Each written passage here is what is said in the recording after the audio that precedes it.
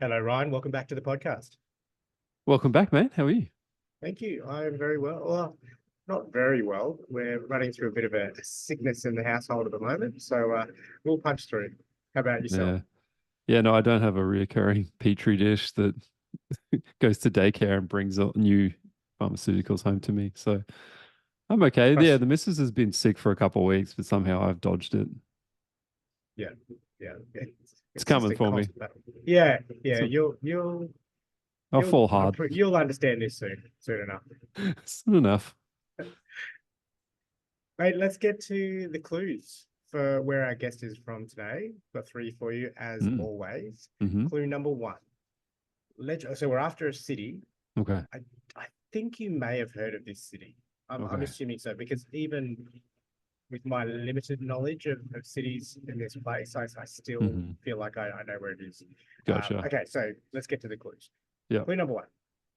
Legend has it that this city has a network of underground tunnels, some dating back to the 19th century. While some are confirmed to exist, their purpose remains a mystery, with speculation ranging from smuggling routes to escape paths for spies during the war. Los Angeles? No. I feel Okay. like that Los Angeles does have tunnels, doesn't it? Yeah, I think so. It's like only because of the movie Us that I Hmm. remember that. Okay. Well, it's not Los Angeles. Okay. Clue number two. This city was founded in 1749, making it older than the United States itself. There you are, we are in the States. Hmm. It played a significant role in early American history, including being home to George Washington, who owned a townhouse there. And a townhouse there. Man, I'm cheating a little bit based on the time. I'm like, this can't be the East Coast because it would be like too late. Uh see, no, no, okay. You said I might know this city, so it's not going to be an obvious city. Can't be like Seattle or something.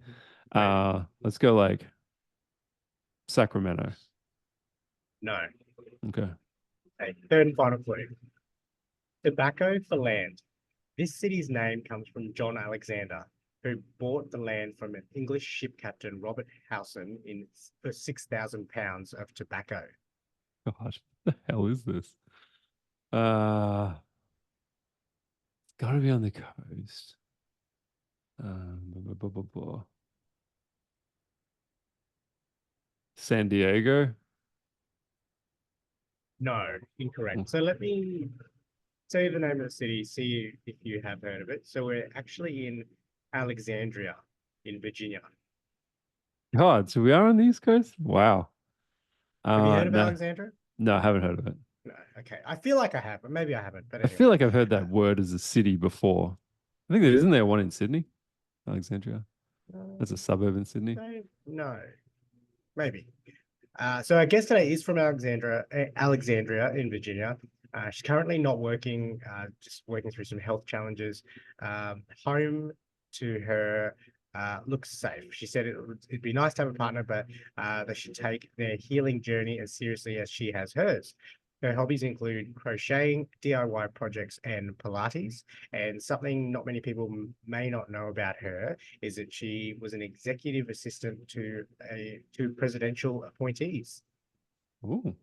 So our guest today from Alexandria in Virginia is, I hope I have this right. I'll clarify when we speak to Tywanah Evette. Tywanah.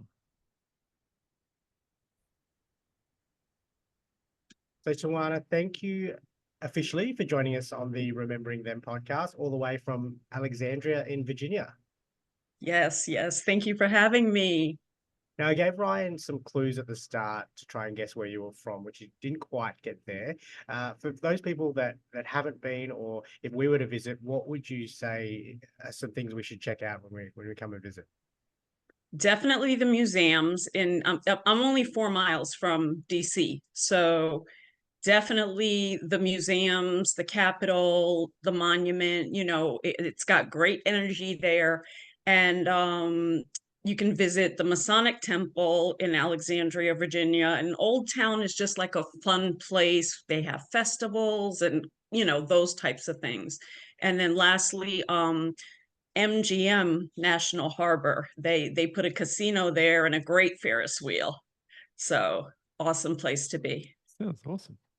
It does sound very awesome. And thank you for joining us at what is nighttime, late at night your time. We did say before we started press record here that all three of us are night owls, middle of the day for us over here. But thank you for jumping on late at night. We really appreciate it. If you'd like to start the Absolutely. podcast by telling us who we're going to be remembering today and what happened to them. Today focusing mainly on my mother. She passed away at 59 years old, which was 25 years ago on April 8th. My mother had renal failure and they could not bring her back in any way. So we had to release her. She was, she was on a ventilator. It was just a terrible thing. And we know our mother. She would have been mad if we tried to keep her, in that type of a state. So yes, my mother. And so what was her name and what was that or how long was she, I guess, suffering with that renal failure for? Her name is Lorraine, and she had been suffering for a few years in and out of the hospital. She was severely diabetic. She couldn't gain weight. My mother and I are the same height. I'm 5'8", she's 5'8", and it was, she was 100 pounds, then it was 90 pounds. And then, when she transitioned, she was at 75 pounds. And, that's nothing but skin and bones at that point. So, it was a very hard decision for us to have to make. But we knew what she wanted, even though she couldn't speak it herself. We knew what she wanted. So we had to let her go. And when you say we, Tywanah, is that siblings? Yes, I have 3 other siblings from my mother. So all of us had to, come together to make that decision. I was living in Atlanta at the time, and I got the phone call on my job that because initially they said Saturday. So I already had my plane ticket to come up for Saturday. She lived here at the time. And my sister calls me at my job and she's like, they're letting mom go tonight. And I'm like, what do you mean? So I had to scramble, I went completely numb. And the company that I worked for at the time was so amazing because I walked over to my supervisor and I'm like, I need a moment. Can I go sit in the conference room? And she asked me what was wrong. She knew about the upcoming, date. And she said, I want you to sit here. I'll be right back. When she came back, she said, your flight is paid for. There's a limousine outside waiting for you. Here's $200. Go. And I still get chills when I think about it, how, she just really, really cared so much. Companies don't do that type of, thing. That's not normal in the American job, especially for corporate America culture. So I literally in a limo and on the next flight to be here.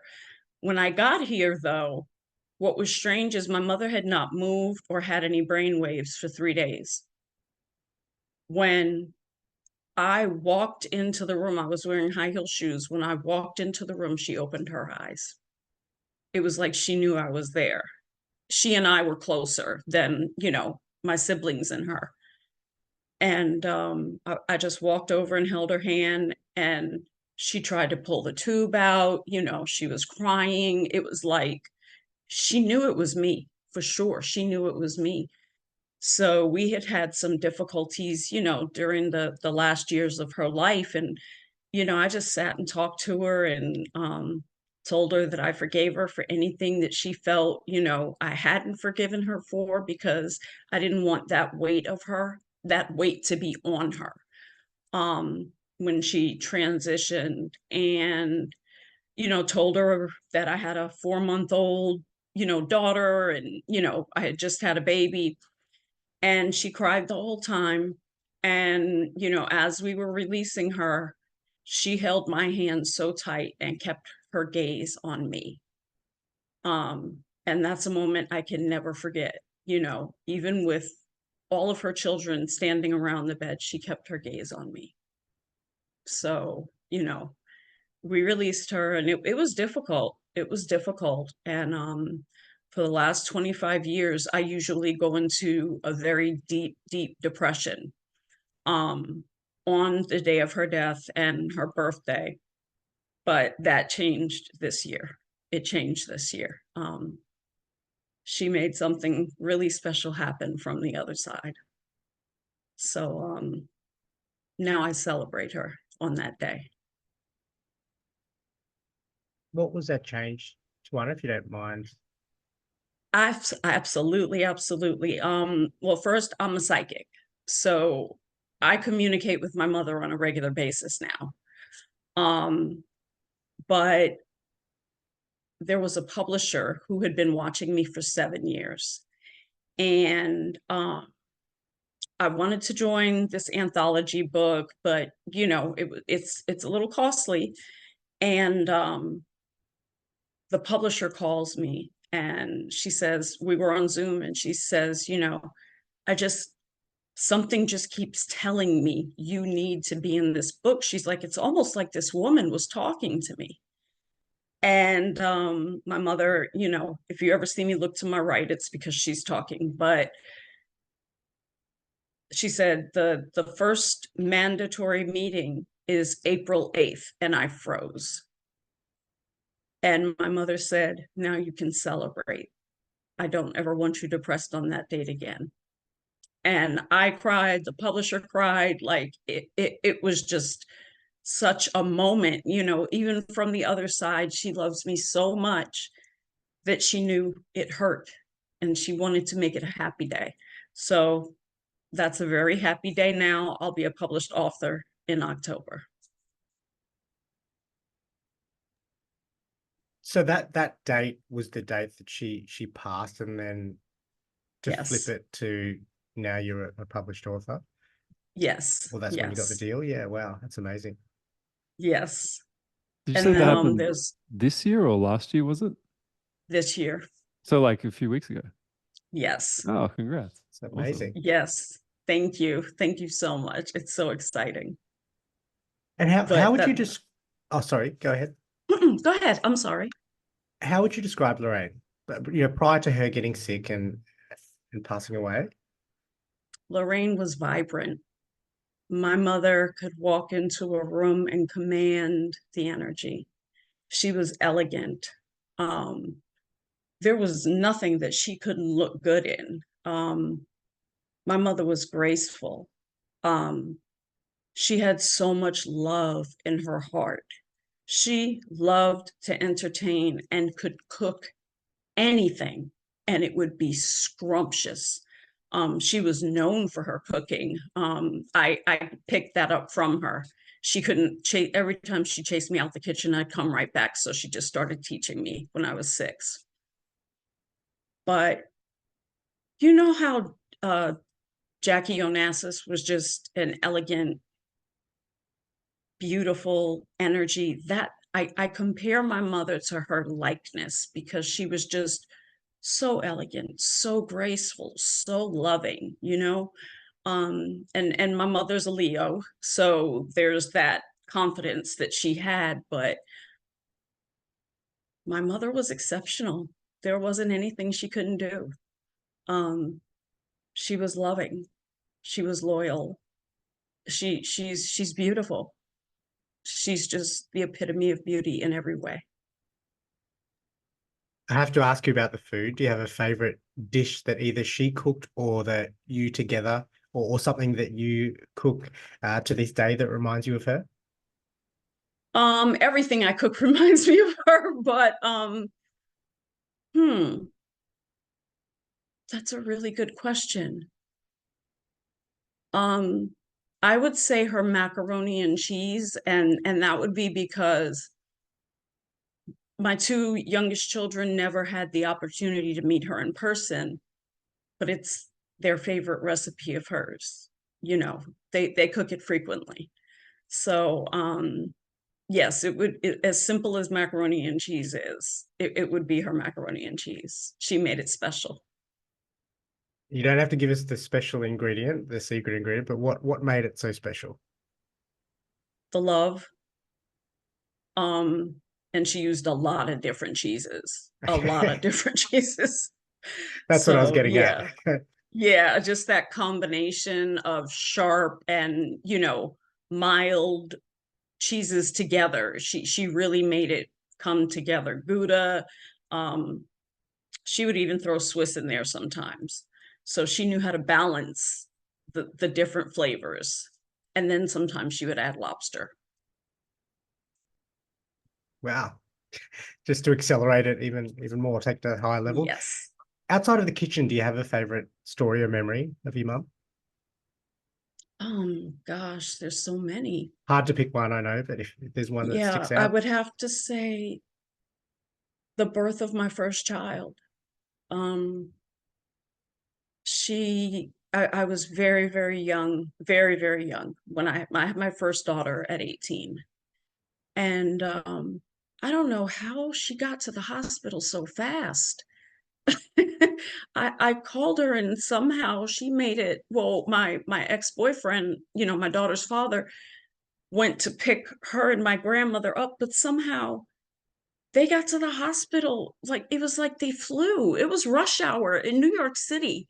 How'd she get here in an hour?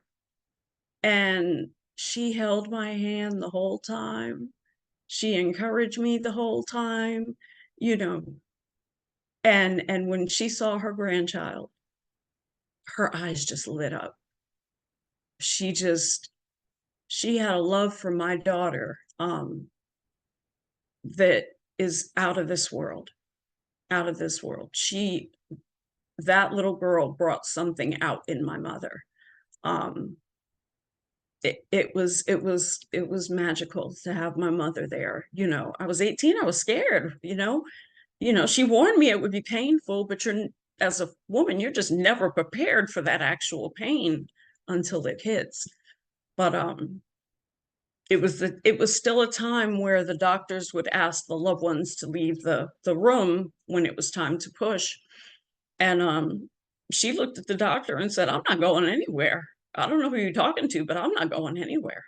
So so they let her stay. They didn't want to fight with her. But yeah, that was quite special. So apart from the warning about pregnancy and pain, how painful it was going to be, are there any other lessons, or what other lessons did you learn from your mum that you hold dear to you today? Celebrate life whenever you can. Celebrate your loved ones. Um, be present. Find a love for life because she had it. She had it. On that point, is there a quote or saying that reminds you of her, or that maybe even you use with your kids today? Hmm. Um, I would have to say it's never stay mad for long. Release that anger. My mother was one, you know, she would never stay mad for long.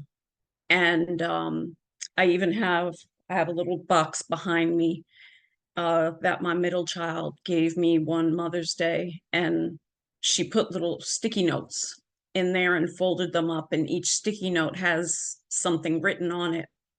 And one of the sticky notes says, I love how you never stay mad at us for long. So that was passed down, with my children. This might be a selfish question because I have two little ones, Tywanah. So how does that work in practice? Um, you just, if you get angry, if you find yourself getting emotional, you just pause. And even if, I have all daughters, so the emotions would run wild in my house. But you think about if they walked out of the house today, or if they got sick suddenly, would this matter? And at the end of the day, you can never find anything that matters if you think about this, the reality of if they could walk out and something happened, they could get suddenly sick and something happened. And then that last memory would be, you're angry. So since I lost my mother at such a young age, I really tried to put that in practice with my kids. And I guess I did that right because it's in the box. But yes, never stay mad for long, and never go to sleep mad ever. How old were you when your mum passed? 24. Wow. Yeah. And hence why Yeah. you mentioned that the children weren't of an age, I guess, Yes. where they would remember her. Yeah. Yes, my oldest remembers her vividly. My mother spent, gosh, I lived in DC. My mother would come get her, and she would stay in New York between my mother and his mother and just be spoiled, rotten in all this pink and lace and frilly clothes. And, they treated her like she was, the next royal baby. So my oldest child has memories of my mother up until she was 7. And my mother actually passed the day after my daughter's 7th birthday. And I asked her one day, how do you feel about Nana, you know, her death date? How do you feel about that it's so close to your birthday? And even in her young mind, she says, I think that Nana loved me so much that she hung on for one more day just so I wouldn't hurt. And to hear that perspective from a 7-year-old, it's amazing. So she gets sad, but she's got the memories of her, whereas my other two, they're just sad because they didn't get to meet her. How do you and the girls honor your mum today? Either, I know that understand that the anniversary was painful, but maybe outside of that. Well, my children are mad at me right now, so they haven't spoken to me in a year, a little over a year, because of some unhealed childhood trauma that I had that spilled over into them in their adulthood. So they've requested space. Not, they're not saying it's permanent. They just need some time for them to heal. I have healed. They wouldn't know me if they, sat down and talked to me today, but we used to make the dishes that were written down in her cookbook every year. We would make them together, and that's how we would honor her. My mother hand wrote 3 cookbooks that were never published. So, we had all her recipes to have fun with them. So even now, my children, they all live in, their homes, they're adults, but they still do it. They still honor her by making, one of her dishes. Yeah, I think that's an awesome way to honor her, and something that you can do on the regular. It's not something that'll ever go Exactly. away. Yeah. If you had, do you have any advice for people that may be going through or in the future will go through something similar to your situation with your mum? Um, first of all, grief has no date. It has no expiration date. So process those emotions, allow yourself to feel the grief. Um, if you need to cry, cry. If you need to go to the dollar store and get some cheap dishes and smash them, then do that, because you don't want all of that energy inside of you. But then on the flip side, think of something special that you did with that person and just do that every year. And it helps the grief to process. It becomes different then. It becomes more of a celebration of their life versus the anniversary of their death.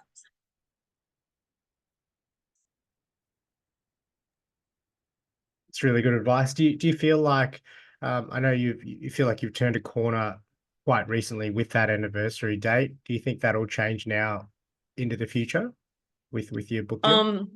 It's definitely that, this year, when the publisher told me that, it was a week or two before the date of her anniversary. So this year I didn't cry, I didn't go into depression. And I put on her favorite music, which was Motown, and I was dancing around the house. I just really celebrated her and wanted to honor her and thank her for her not wanting me to hurt anymore, in her way. So it has already turned the corner. And I have on her birthday, I was accepted into a women's summit to speak on childhood trauma. So she even changed that date around. Who's her favorite Motown artist? Her favorite was Smokey Robinson. Oh no. But second would be Temptations and the Four Tops. Cool. I love So I play that. Actually, I think she controls Alexa more than I do, because it's funny, I'll be sitting here working and I won't have energy, and all of a sudden it'll change to Motown and I'm like, okay, I know you're here. Okay. Do the kids have an appreciation for those artists as well? Yes, they do. Yes, they do. I kept that. My children are well-rounded when it comes to music. They have a really good variety. They don't just narrow their preference down to R&B.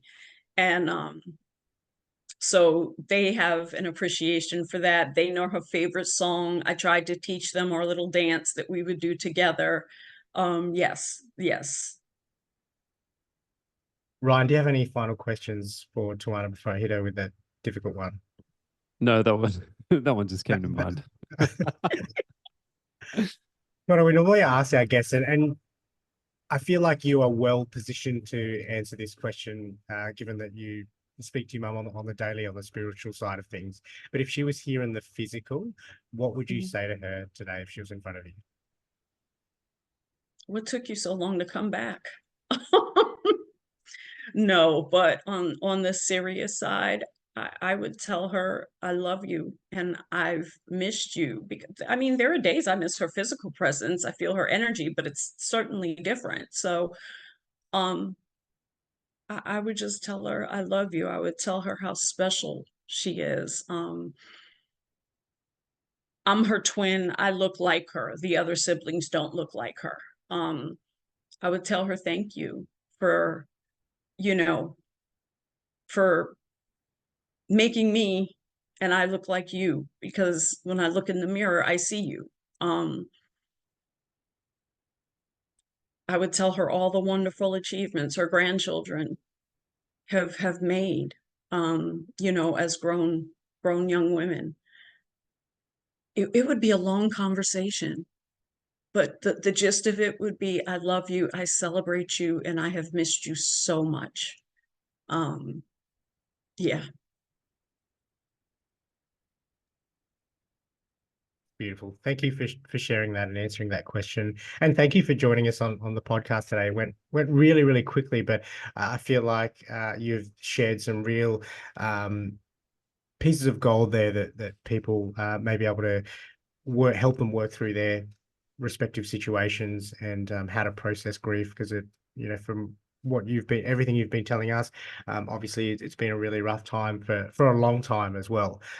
Yes. But things have turned its corner for you. We're happy to see that, and very happy that you joined us today on the Remembering Them podcast. Thank you very much. Thank you for having me. It's been an absolute pleasure. So Ryan, that was Tywanah from Alexandria. Alexandria. Why was this again in Virginia? Alexandria in Maryland. Yeah, no, awesome. Yeah, good energy. Very nice. Yeah, it was a Great good talk. energy. Yeah, it was another different one. I know we've had a similar type of person, I guess, in the past, with Tywanah, but on that spiritual front. But it was really cool to, I think, hear that as a constant theme that people are doing that, and it's helping them through their grief. Because, you know, as Tywanah mentioned, she's had a pretty rough 20 years, you know, processing 20 plus years, processing this grief after her mum's passing. Yeah, that's hard. I haven't had that issue. Yeah, I mean, 20 years this year since Paul died, and yeah, I don't know. Guys are built differently too, I think, as well. We're just generally less less less connected. I don't know. Yeah, I don't know if it's a protective mechanism or something, but and also, yeah, I mean, it also wasn't my, you know, my parent, so that's different too. But yeah, that's sad to hear. But hopefully, you know, with the recent news, it's flipped things around a bit, and you know, makes that anniversary a little easier. I love the stories about the cookbook, that they have those recipes as well. I think Making that's, me so hungry. I'm just like, yeah. it's Well, lunchtime. I'm it is dying. lunchtime over here. Oh my I God. think that's partly lost on our generation a little bit, don't you think? Because, you know, we don't really write down, well, I don't, you know, write down recipes anymore. It's very No, just, dude, I can't I'll cook. save a video, or I yeah. can't cook. I am horrible at it. I don't know. Yeah. It's all wasted on me. Yeah.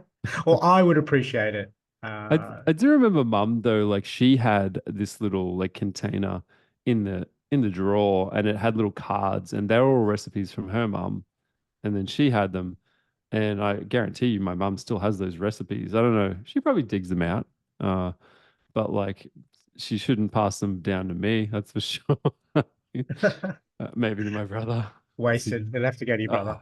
Yeah, he's a better cook. But Well, Ryan, that was a really cool chat. We covered a few different topics there, and jumped around a little bit, but it was awesome to hear that Tawana's in a great place now, following her mum passing. yeah, So just a reminder to everyone out there, jump on to our Patreon to hear an exclusive chat that we had with Tywanah, and also a few of our other previous guests as well. We dug a little bit deeper into her spiritual work, so that was a really cool chat. So jump on there. Our Patreon link will be in the podcast notes. Sorry, so that's the $6 per month, $9 if you're in Australia, for those exclusive chats, and then the grief get together conference later in the year. And also, while we're on reminder of things, we have the My Legacy message service. Jump on there as well and check that out. And also, we do really appreciate sharing this episode as well as any of our previous episodes. And follow us on all the socials. We're on TikTok, Facebook, Instagram, all of those, all the norms. your TikTok might be banned in America soon. Did you hear about this? I did not. Yeah, Congress is trying to ban it. So yeah, I was listening to it about it on the way home today. So interesting. Wow, I didn't hear that. Well, if our Yeah. TikTok does get banned, I'm sure something else will pop up. There's Yeah. always another. Someone will fill that hole. That's the American capitalist way. So Yeah, yeah, fear exactly. not. So, and until that point in time, jump on our TikTok and watch those Yeah, that's clips. right. It was Yeah. absolutely. Thank you, Ryan. Speak Thank to you, you sir. next time. See you, mate. Bye.